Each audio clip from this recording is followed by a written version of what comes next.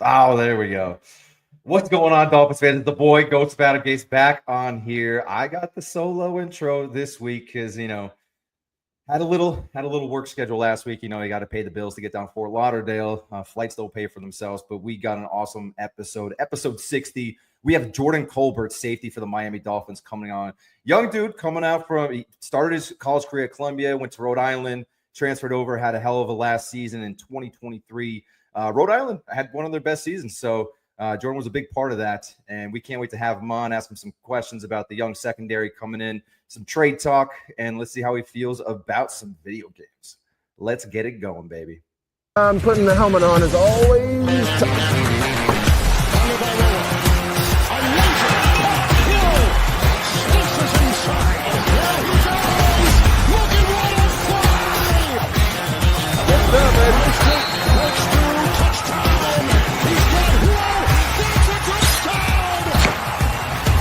The opportunity is right now. Terrific defensive play. Intercepted. Off the back. On the move. Going deep. Speedways. He's got Hill. He's got Hill. The Dolphins have recaptured the lead.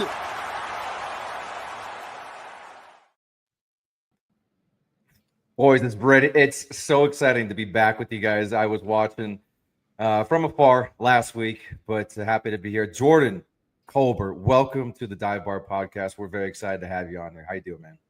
I'm good. Excited to be here. Let's go. I think you guys said last week, I think we have not too many guys left on that intro video. We got to update that thing. Yeah, we need a new one ASAP. Like that thing is Yeah.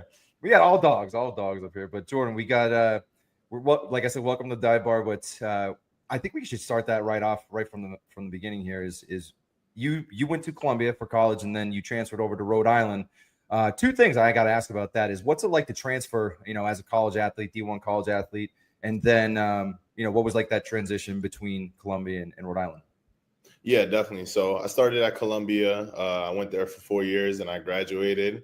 And then I decided to transfer to go to Rhode Island. And a big reason why I wanted to transfer is just because I wanted a different scenery. I wanted to play higher caliber ball, play against some better competition, and go to a defense where I could sort of expand my talents and, showcase some of my abilities. I ended up choosing Rhode Island because of the coaching staff and all the players there. When I took my visit, I sort of fell in love with it, and I committed there after I went into the portal. And once I got there, I played 2 seasons there, and it was great. It was definitely different, sort of meshing with the new group of guys in the locker room, learning a new playbook. But I think that it really helped my growth, helped me get to where I'm at today, learning a new playbook, being more in a more versatile playbook. So I had a great time at Rhode Island and at Columbia. So it was a transition, but we got through it. Yeah. And it's funny. I have one of my friends. He lives out in Rhode Island, and we fly down to the games together and meet up and go to the games down in Hard Rock. But he was telling me some things about Rhode Island. It's like he had the best season pretty much in the history of the program when you were there. Fell short in the playoffs with some truly questionable calls that's so he says. And what was that experience like? Kind of bringing you were a part of that greatest piece of history of the program. What was that like? Yeah, I think just being part of those group of guys, I joined a group of guys that already built a foundation. They sort of, turned the program around. The program didn't have too much history of being good in the past. So when I got there, they had just come off a 7-4 season, and they were sort of building towards something. And I just was able to mesh in with those group of guys and, play my part to, help them get towards the goals that they wanted. Obviously, we fell short. We didn't win a championship, and we didn't make the playoffs. But this past year, Rhode Island actually won the championship and made the playoffs. Nice. So I think that shout out to those guys, but also a big part of it was us building that foundation, and just setting that standard to go forward. Jordan, so I don't think we've had too many like young players like yourself that like got to take advantage of the portal. How was that experience? Was that like kind of comparable to like leading up through the draft and then like taking calls after the draft and everything like that? Like, how was that experience? It was a little different, just because. So when I went in the portal, I believe it was the first or second year of the portal. So there wasn't too much of like history to go off of. There wasn't a lot of, I didn't have all the answers. So just going into it was just a little scary in and of itself. I knew that I wanted to grad transfer and go somewhere else to continue my education, because in order to do a fifth year in the Ivy League, you have to take a semester off in the spring. So I just wanted to continue my education just in case football didn't work out. So going into the portal was definitely scary.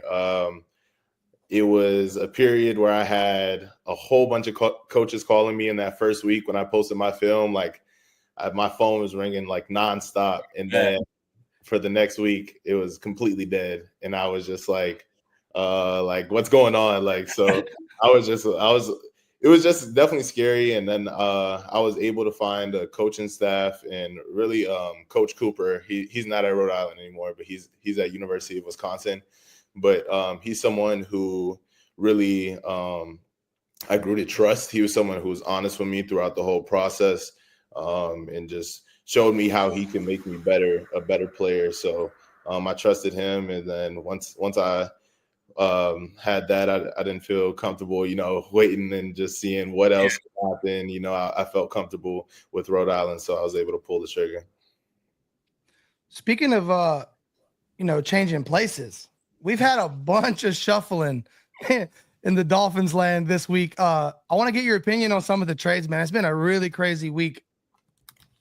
Yeah. No, it has been a crazy week. I'm happy for the guys that, found their places. Jalen and Jonnu, they're great players, and what they brought to the team last year, and Jalen the years before, shout out to those guys. They, always put it on the line when it was time to go out there.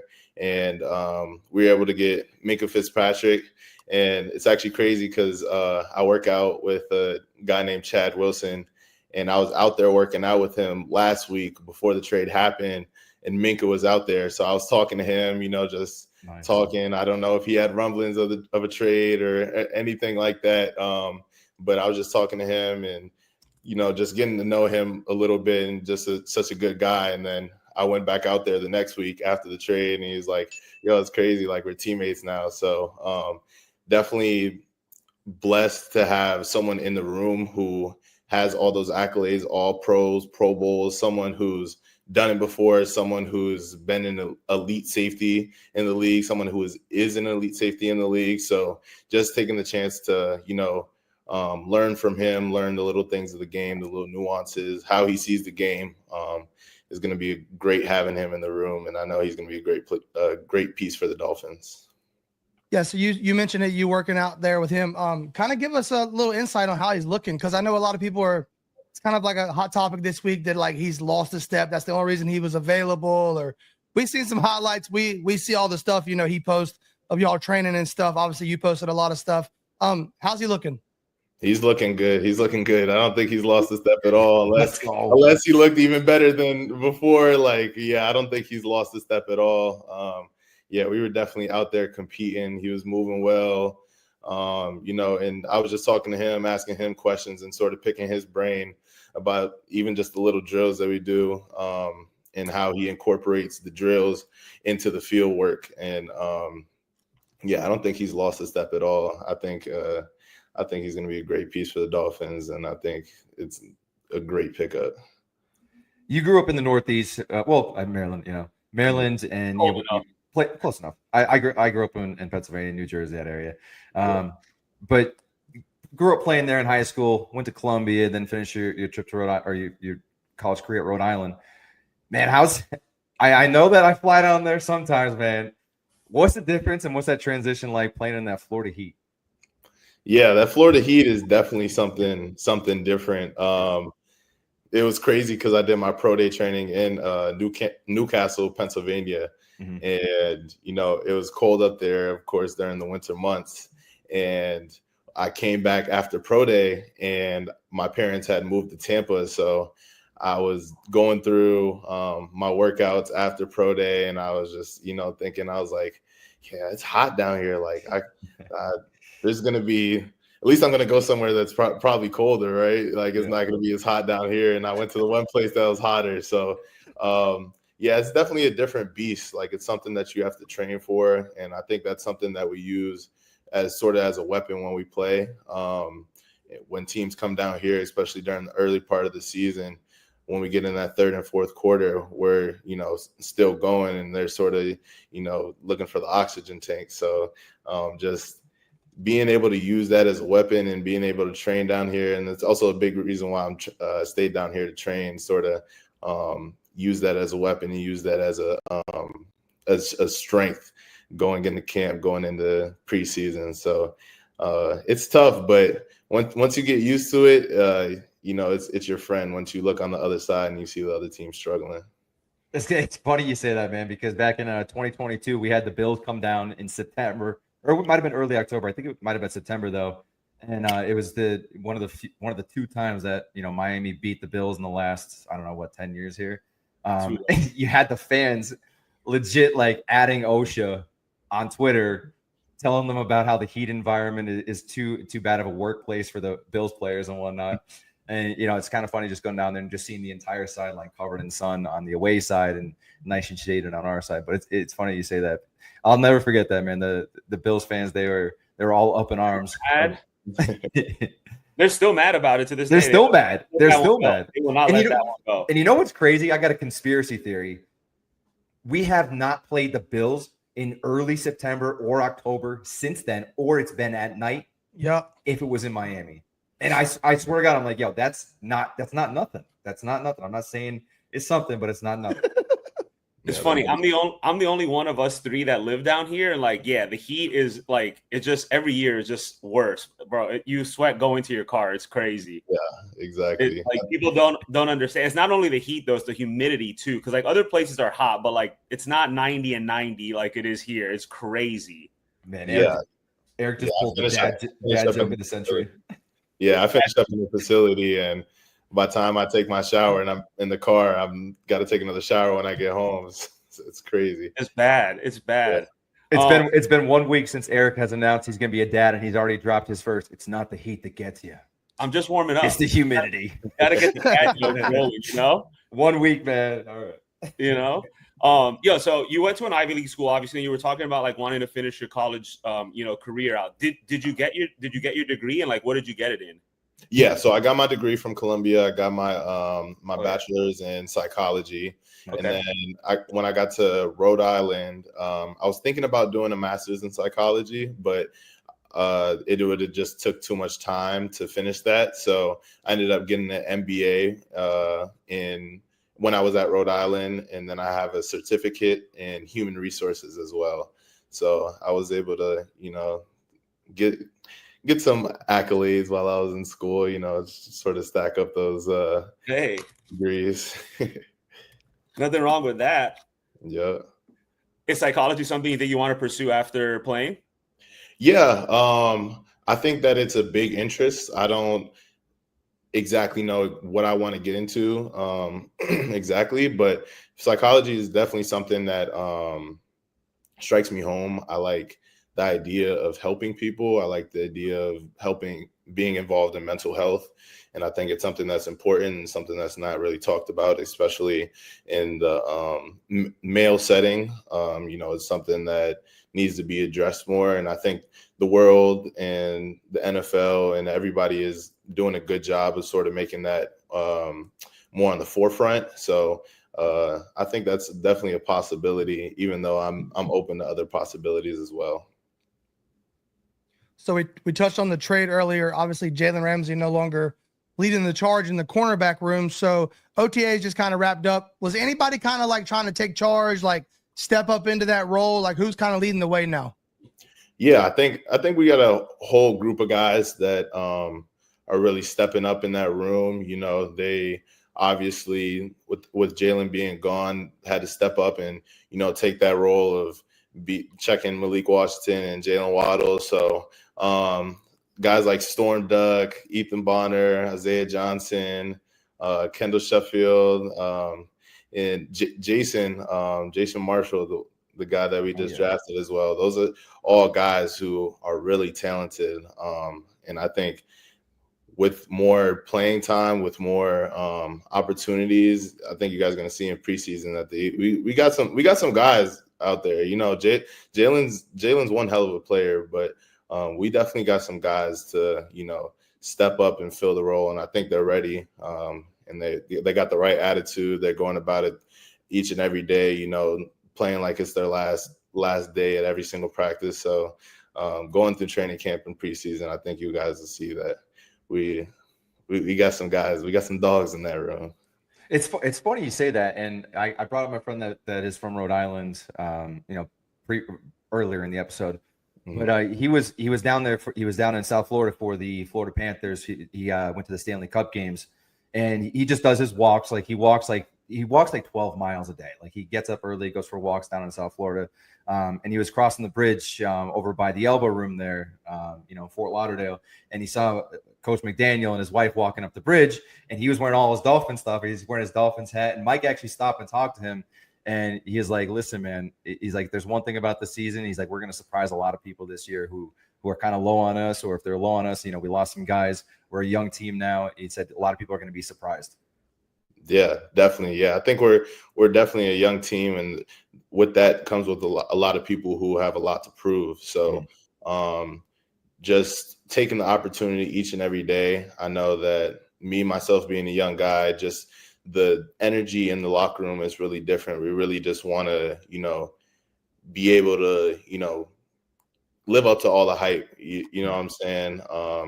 There's years, especially last year, as last year was the only year I was with the team, we've sort of underperformed in our standards. So, you know, I think Mike's hit it right on the nail. We're going to surprise a lot of people, and, you know, we might not have guys like Javon or Jalen Ramsey in the room anymore, but we got some dogs in there too, and people who are ready to step up and take those positions. And he kind of hints at like a change in the locker room, you know, even just a conversation like that with just a fan on a bridge. But we've been hearing that word culture all over the timeline, all off season. And, you know, you were with the team last year.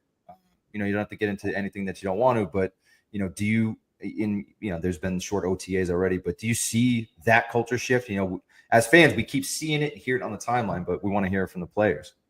Yeah, definitely. There's definitely a culture shift, and I think it really starts with off the field as well. You know, just getting the connectivity with other people off the field. You know, that's going to people's houses, that's going to dinners, defensive dinners. You know, just connecting and getting to know the people in the locker room, because it's different when you're going out there and you're playing football with a whole bunch of people you don't know. But when you go out there and you're playing with your brother, and you know his wife, and you know his kids, and you know the reasons why he's out there, you know, putting it all on the line, it sort of adds that extra fire to the extra fuel to the fire, just to go out there and know that there's something deeper than just football that these guys are fighting for. So there's definitely been way different vibe in the locker room, and I'm excited to see how it's gonna, you know, show in this upcoming season. I've heard you talk a couple of times about how big Jordan Poyer and Javon Holland were to you as a mentor, and kind of having them around in the film room, practicing, whatever. But both of those guys are kind of gone now. I just kind of want to like get your opinion on those guys and, like, you know, what they meant to you in your career. Yeah, so those were guys who were completely open. Like anything I had, any questions that I had, anything I wanted to know, I would always be able to like pick their brain and see sort of how they see things, you know, and just they would even take time after practice. You know, they're worried about who the upcoming opponent is, or they're worried about their own stuff. They would take time after practice to sort of just work on little drills or work on little things of how they see the game with me, and take time out of their day to just, you know, show me how show me how the game works, you know, because with all that experience, that there's things that you just learn that you can't do without experience. So those are great guys.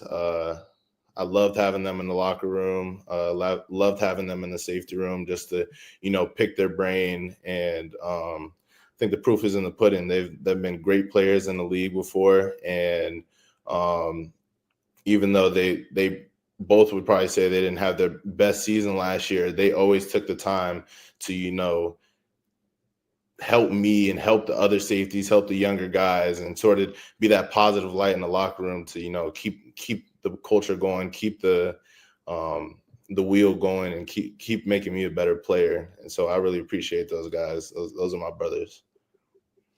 So I thought the craziest thing I learned about you when I was looking up stuff and listening to podcasts and whatnot is you. It's crazy because you're a Dolphin now, but you played JV as a junior in high school. And all of us who played football know no one plays JV as a junior. Yeah. But now you're a Miami Dolphin. Guys, talk about that. I know there was a growth spurt involved, but talk about that. Yeah. So I went to a high school in the DC area known as Gonzaga. I actually went to high school with Caleb Williams. So the guys like that, we had some competitive. It was a competitive league. We had a lot of guys, going NFL, going Power 5, coming out of high school. And me, I was just the guy who hadn't hit his growth spurt until senior year of high school. So junior year, I felt like I had the technique, but my body just didn't sort of catch up there. I was like 5'7", 160 pounds my junior year. I ended up playing JV, and how that goes for high school guys. That's where really everyone starts to get their offers. So by senior year, I had grown to 6'1", like 185. So that's when I started on varsity, and I put out my midseason highlight tape, and that's when I started getting all my offers. And I ended up having a really good season, and I ended up getting like 14 D1 offers. So, it was just a blessing from God, it came at the right time. It was a little hectic, though, in the recruiting process for sure, because, I sort of was talking to some smaller schools, some D3, D2 schools, and now I got all these D1 schools, trying to talk to me. And, so I had to come to a decision, but I was happy with the decision that I made. It was a crazy process. I felt like I had to relearn my body, like going from 5'7" to 6'1". I felt like everything was a little wonky, like everything was a little off, just moving around. That's a crazy growth spurt in like 1 year. That's wild. 16 years old is crazy. 17 almost. Yeah. Yeah. It was insane. It was like people at school I seen them one day, and then I grew to 6'1". They're like, "Who are you?" Like, I recognize me. Funny little story, just because the guys don't even know this. I'm considered the big guy in the group now. My sophomore year, I was 5'8", 145. And then I ended up my junior year, 6 foot, 185. So I had a similar growth spurt. I was a little cornerback, wasn't getting no playing time. Hit my growth spurt, led team tackles at linebacker the next year. So it's crazy how that goes, man. I was a late bloomer as well. Also, I wanted to ask, we had Ethan Bonner on, and you mentioned that it's kind of hard to get recruited, because I know, like, when I was in high school, this is what me and Ethan Bonner talked about. If you didn't have like something going by junior year, you probably wasn't going to get it. Like, your junior year was really when you got recruited. Like, senior year was figuring out where you were going to go and where other people landed. But like, your junior year was the biggest year as far as getting recruited. So you're right. I can't believe you even got that many offers mid-season senior year, because like that was unheard of where I was from. Yeah, definitely. Because junior year, all my friends, were starting to get recruited, and I didn't even have a JV highlight tape. I was just sort of thinking about which school I wanted to go for academics. I did have good grades, so I was just thinking about, what schools I was going to send my applications into. So I had no idea what my future in football had held for me. But like I said, God aligned it, and now I'm playing with the Dolphins. So hell yeah, it's incredible. Yeah. You said you had 14 offers. Like, what were you what were the last, was there a second, like a really close second that you had to like decide between? Yeah, there were some schools that I like. So a lot of my schools were FCS schools. I had my FBS schools were the military academies, and I had some FBS schools come in really late in the process, sort of like almost close to signing day. But I didn't want to go to a school that, came in late where I was sort of like the second option. So I was sort of focusing on the Ivy League schools. I knew that I wanted to go somewhere where I could, continue my education and, get a good education in case football didn't work out. So close second, I would say, is UPenn. I really did like UPenn. I had a great time when I went on a visit out there. And also Holy Cross. Holy Cross was another school that I was really interested in.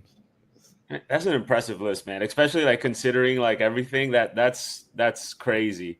Yeah. But yeah, so we also like don't just care about like the football side. We also like to like get to know who like the people we're speaking with. So like, what do you do like off the field when you're not training or like in the off season? I know it's only been one, but yeah. So I'm not really a guy that goes outside too much. I'm sort of like a homebody type of guy. So I'm actually recently engaged. So me and my fiance, we go and try the restaurants in Miami. We go on little date nights and things like that. But besides that, I'm mostly in the house. I play the game. I take pictures. I was able to actually take pictures at the Miami Open this year, which was a great experience. It was amazing experience. So I got the chance to do that. Besides that, every Sunday I go to church. And besides that, I'm just in the house guy. I mean, I feel you. I'm kind of the same way. Congratulations to you and your fiance. That's great. Don't worry. It takes. Is it recent? It takes a little bit to get like the title down. Yeah. It happened in May. So you got to pass. You have a pass. It takes a bit, and then like when you go to wife, it's like you start saying wife, and it's like, man, that like it doesn't like sound the same. You just get used to fiance. Yeah. You mentioned going to restaurants. I have to ask because Joe, our fourth partner here, he always asks about restaurants. He's like our like local foodie here, but I can give him a run for his money. What's like the best restaurant you've gone to in Miami recently?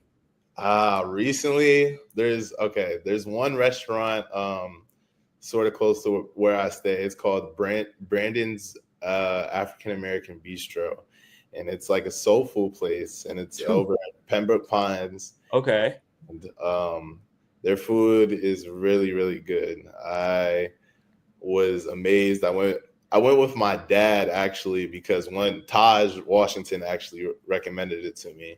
So I went with my dad. He knows food. Yeah, exactly. He's a chef. He's a chef, exactly. Come on. So I had to go check it out. So my dad came down for Father's Day. So I took him there. And we went there a couple days before Father's Day, and I absolutely loved it. And I went back and took my fiance as well.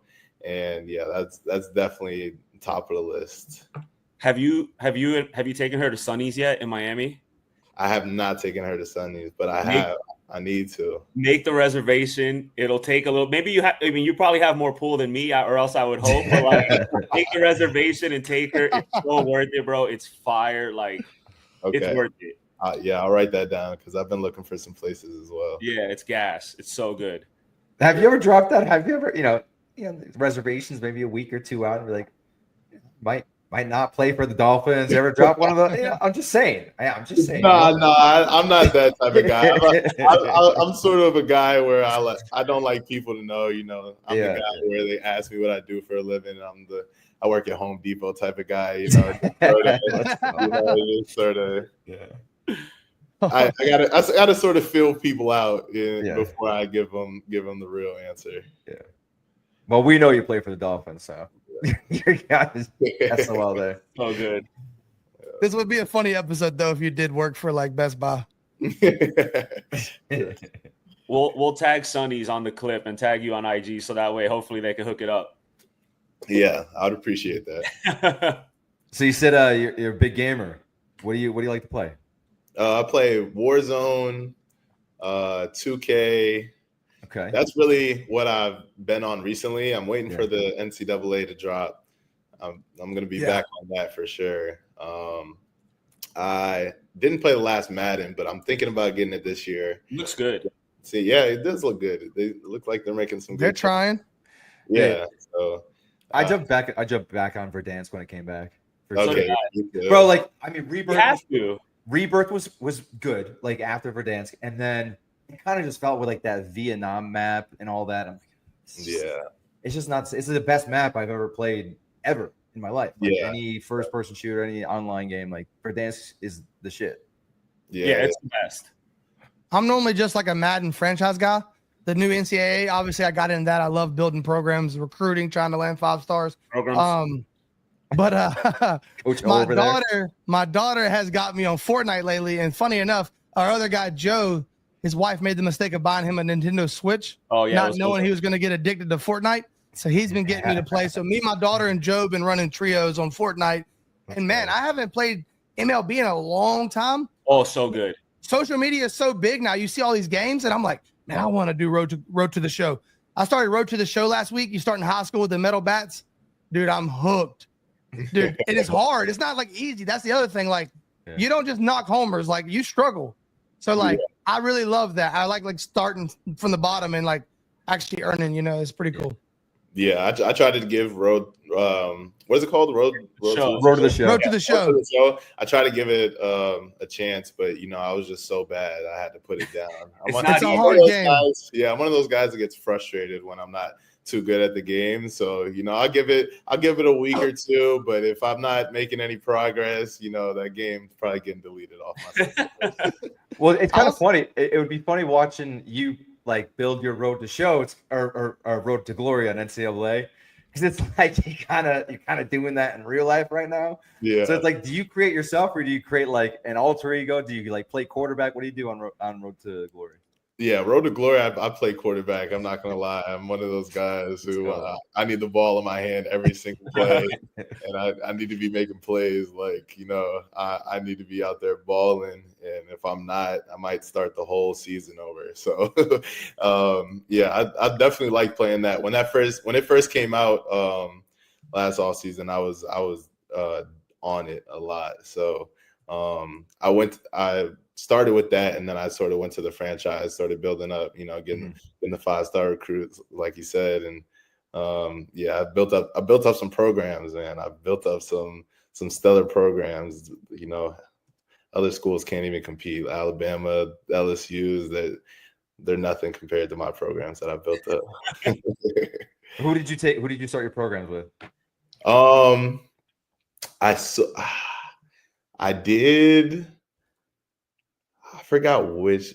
Kennesaw State. I started. I did Kennesaw State too. Yeah, the worst team of the game. One, because the worst team of the game. And I did. I forgot what other school I did, but they had some good grades for grades and other things that you can't change by being good. So I wanted to make sure I was getting all the 5-star recruits I could. So I chose some schools with some good grades in there. You know what I don't like about I had 6 years into Kennesaw State, 3-time NCAA champion. It's fine on Heisman too. On Heisman, I'm not bragging or anything like that. It's still You're playing simulation mode, no repeat plays. Come on now. But the one thing I don't like, and I hope they add it in this game, is like, bro, Kennesaw State got like 2 bleachers. It's like when you got like, let me build my stadium. I'm sure we're gonna get donors. We're gonna get some boosters. Let's bring them in around the table. Let's talk about it like a horseshoe or a bowl. Let's make Ohio State, jealous of our crowd noise. Yeah, investors not into this. Possibly you. Yeah. It's a good point. Like, come on, you can't get too much crowd noise with 2 bleachers. Come on. Yeah, if you're going to build from a 0.5-star program to a 5-star program, that comes with it, like naturally. So yeah, Johnny Manziel added on an entire addition to that A&M stadium when he left. It's true. One thing I like to kind of know, because you're a super cool dude, soft-spoken, you're into photography, you got 2 degrees, but when you watch the tape, You're up at the line of scrimmage. You're knocking heads. You love to hit. You're nasty. Like, how do you turn that switch on game days? Like, how do you do that? Yeah, I think when I put the helmet on, yeah, like you said, a different animal just comes out. I think it's just something that has always been a part of my game. You know, I sort of had to be that feisty guy, especially when I was a little guy, you know, in high school. And, you know, I had to sort of not be afraid of anything, even when I was little, even when I was 5'8", the guy on JV. So when I grew, I sort of just, you know, carried that over into my game. I think physicality is a big part of my game, and I sort of try to, you know, make the opponent feel me, and, you know, sort of like have to look over his shoulder like, oh, where's Jordan at, you know, on the field, because if you're not paying attention, I will make you pay. Like that's a big Let's thing. go, baby. Yeah, that's a big thing that I hang my hat on. I was telling the guys, like, YouTube is great and everything, but you can't like really play stuff that you don't own. And I had like found the clip of you getting that strip against Washington last year, and I was like, it's so good. Like, I wish we can show it to everybody. Just look it up, guys. Like, if you're watching, you don't remember the play, just go look it up. It's a nice little strip fumble there. It was sick.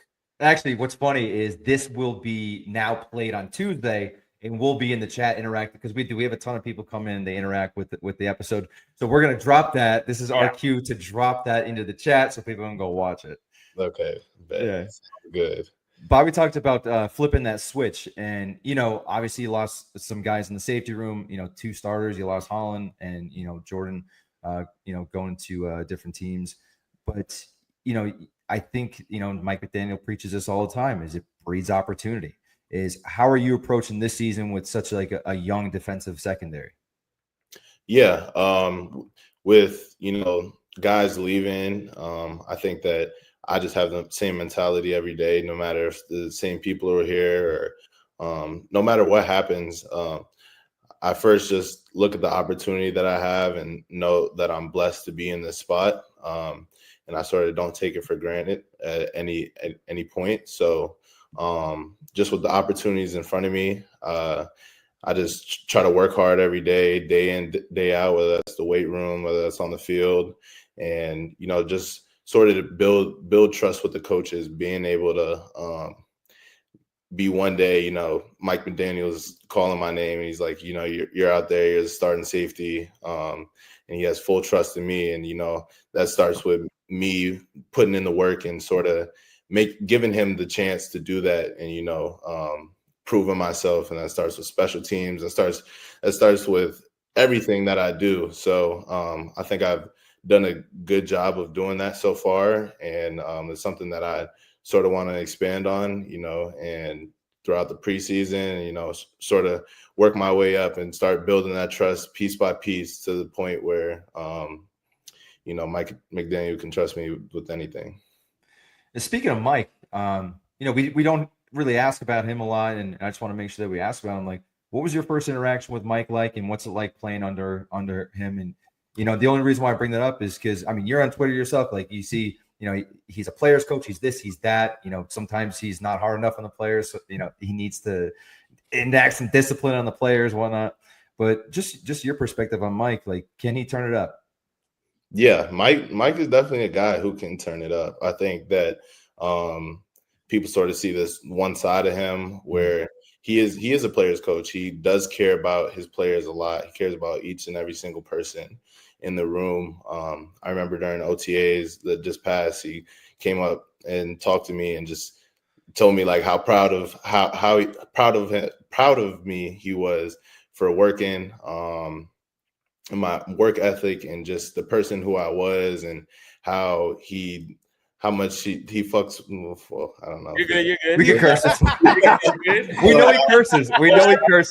How much he fucks with me because of just the person that I am, and that sort of that intensity and that switch that I have. So yeah, but he can definitely turn it up. Like, if you're not on doing what you need to do, like, he's not afraid to call you out, and he'll call you out in front of the whole team if that's the case. And that's he sort of highlights the good and the bad. And, that's something that I really value in him as a coach. And I really value his honesty and really how much he cares about the players. You know what I'm saying? He really coaches every position down to the T. He's really knowledgeable. He knows about every position. He's not one of those guys who sort of just focuses on the offense. Like, he could tell me where I went wrong if I messed up a coverage or if I didn't get the interception when I was supposed to get an interception. He can tell me all those things, and it's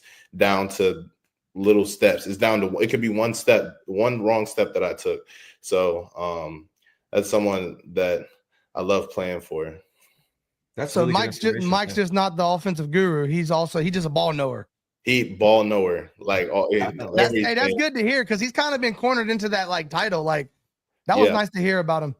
Yeah, no, definitely. He knows about everything. Like, he'll show the film. He'll be like, he'll call out the coverage and the calls that someone's supposed to make, and be like, yeah, you messed up your step here. You took this extra step, and that's why you were step slow getting to the ball. And it's like he knows what he's talking about. So just sort of picking up all those pieces and all that game from him as well. Yeah, I guess when you think about it too, if you're going to be an offensive guru, you kind of need to know what you expect out of the defense. So I guess it goes hand in hand. When you watch film, you're watching the whole game. So, but we asked you about Mike. We got to ask you about Weaver. We were a little scared there at one point this offseason. We thought we might lose him. Tell us about Weaver, man. He seems like he walks the walk, talks the talk, big smile, bald head, nice glasses. Just like, dude, tell us about Weaver, man. We're in love with him. Yeah. Weaver is, like you said, we were scared that we were going to lose him this offseason. That just sort of shows how good of a coach he is for people to even be considering him to be the head coach of their team. He's a great guy. He's someone who's also a player's coach, and he'll tell you how it is. And Weaver, yeah, he's one of those guys, he's really smiley. He does got that big bright smile. He's always in a good mood, but if we're having an off day as a defense, he'll flip that switch really quick. I think he's one of those guys who really, like, you'll come into the meeting and he'll make you feel it. And that just shows how much he cares about the team. Like, he'll tell you straight up, like, yo, like, you need to step it up. And he'll call people out in the defensive meetings, like, individually. And I think that's something that, again, I value in a coach. And it's something that I think is good for the organization and everybody in the room. And I think it's also a big reason why we see our defense take a big step last year. And I think we're going to continue to build on that no matter who's in the room. Where do you think you fit in Coach Weaver's scheme? Wherever he needs me to fit, you know what I'm saying? That's all right. That's like the perfect question. It's a political answer. I don't know if he's gonna see this, but Coach Weaver, listen, we're just gonna let him answer and don't hold it against him. Yeah, so I know he really values physicality. So I think that being that type of player is really valuable in the defense. He's a front guy. He played D-line. So he really values that physicality and that nasty side of players. Football's a physical game, and he always says that sometimes you just got to hit people in the mouth is something he always says. So just being that type of player and sort of continue building on that, I think that, that's someone I would definitely love to play for a long time. And hopefully as long as I'm here, he can be here as well. So. Being in that defensive secondary, even just being a secondary guy, even from college going to the NFL, it's got to be nice seeing the Dolphins really go after that front seven, and you guys don't have to be as sticky out there. I know we've only had OTA so far, but how's that front seven look? We added guys like Willie Gay. Bradley Chubb is coming back. Jalen Phillips coming back from injuries. You got Chop Robinson, who was a monster last year. He's about to take a big leap. Kenneth Grant comes in. What's that looking like for you? Yeah, all those guys. I think it's scary. It's good to say. Yeah, scary, good for sure. Like, just all those guys are so talented. All those guys that you named possess something unique to them and something unique to their game where it's like, well, this guy could really be a Pro Bowl, all pro type of player. You know what I'm saying? All those guys that you just named. And we sort of seen little hints and spurts of it now, but I can't wait till we get the pads on and we can really let the dogs loose. You know, those guys we got some animals up there. We got some guys that you guys don't even know about yet. So we got some guys in the works. And so it's like we really got some dudes in that front seven. It really helps us in the back end. So once we get the pads on, I know that it's gonna help the entire defense. That's what I was gonna ask. Kind of like, we always make the joke. I guess not really a joke. We always make the assumption that if the front seven is better, the secondary doesn't have to be as good. A lot of people are kind of making that correlation with so much veterans leaving this offseason. As a member of the secondary, do you kind of agree with that statement, or is that kind of like wishful thinking? No, it definitely helps. It definitely helps when the quarterback's not back there patting the ball 3-4 times, getting to his fifth read, and Josh Allen. They can run the triple moves and everything. So quarterbacks are gonna have a hard time, you know, getting the ball off, especially with everyone coming back and being healthy this year.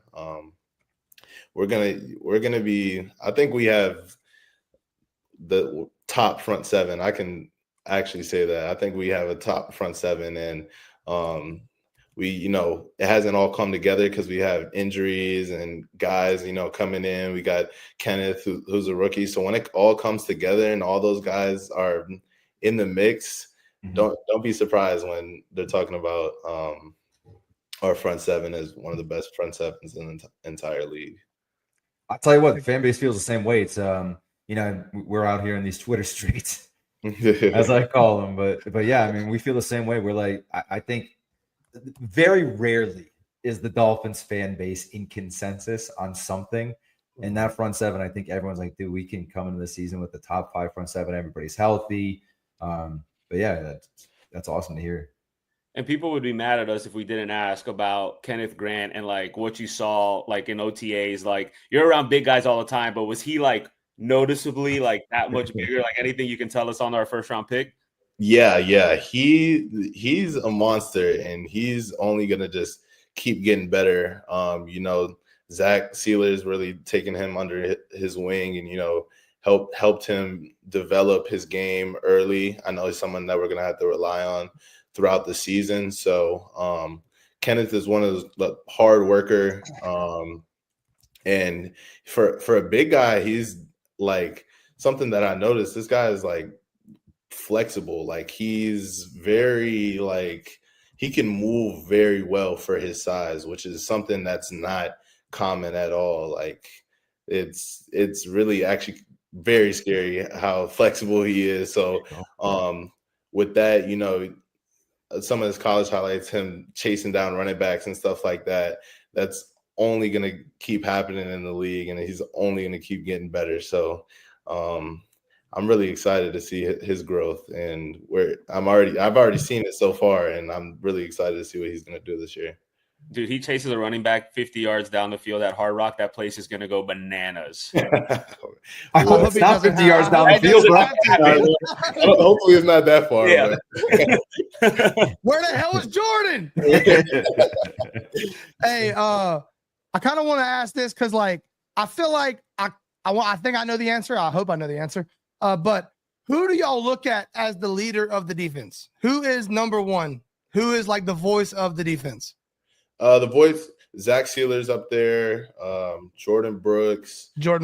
Yeah, Jordan Brooks is another guy up there. And I think Bradley Chubb, that's another guy that's up there. Those are guys, you know, who sort of have seen success in the league and with the Dolphins. So those guys are definitely leaders. But I think that something that, you know, you talk about that culture change, something that's stepping up is everyone sort of becoming a leader in their own self, you know, within each position group, with even guys like even myself, you know, if I see somebody who's slacking or somebody who needs to pick it up, you know, I can we all are humble enough to, you know, go up to somebody and be like, yo, like, I need you to do this. Like, we need you. So I think that just the right attitude with everybody on the team, they're able to take coaching, whether that's from a player, from a coach, whether that's from players that just got there or players that don't have as much experience. You know, it's sort of something that we all collectively want to do. We all want to win. So we just know that our teammates going to make sure and hold us accountable to that standard. Jordan, you've been great on, man. So we're going to ask you one more question and we'll get you out of here. We're obviously recording a little early here. We got the 4th coming up this weekend. Any plans that you got going on, or maybe any traditions you and your family had growing up, or what you got going on? No, nothing. I'm actually going to Orlando with my fiance. We're going to go visit. Her dad's coming down. So we're going to go out there and just chill, probably barbecue or something like that. But besides that, nothing. I did like fireworks growing up. I haven't gotten into fireworks. I might go get some fireworks this weekend. So we'll see what's up with that. But yeah, that's no traditions besides that. You're in my mind. I was going to ask, are you pro fireworks or anti fireworks? I think we talked about it on Tuesday and we were all like, no fireworks. Like, no, thank you. I would say, so I grew up on a farm actually in Illinois when I lived there until I was 6. So, you know, it's life on the farm is a little different. So you would always have fireworks. I remember my grandfather would always take me to get fireworks around this time of year. And that was something I grew up doing. So I would say I'm pro fireworks, but you know, just safety. Safety is always of importance. So you should be able to hit them on the way up there. I'm sure there's like places you can get them on your drive up there for sure. Yeah, for sure. I seen them at the store the other day. Yeah. Just be careful. No Jason Pierre-Paul situations. No. We need you at camp, all right? Put it in reverse, Terry. The fuse has to be this long at least. Yeah. Put it in reverse, Terry. Well, man, Jordan, we had a blast, man. Happy to have you on, man. Thank you for gracing us with your time. I know this will be a fun one for our viewers to watch. So we appreciate you. When we jump off here, hang out for a second. We'll talk to you. But appreciate y'all. If you checking us out, make sure you hit that like button, subscribe if you're new, and we'll see you on the next one. Got a bunch of cool stuff coming. Have a happy 4th, everybody. Stay safe. Happy 4th.